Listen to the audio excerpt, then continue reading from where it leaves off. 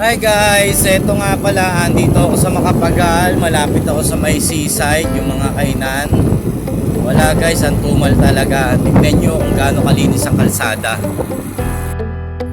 O diba, ang linis ng kalsada, nakikita nyo yan. Sobrang linis, oh my god. Mabagal na ang takbo ko para singit man lang o makachamba ng booking, pero wala talaga guys. Pero tiyaga-tiyaga lang, sa awa ni God makakuha rin tayo nyan. Ayan o, tignan nyo, umalis na yung katawan ng eroplano, naiwan na lang yung buntot. Tragis na yan.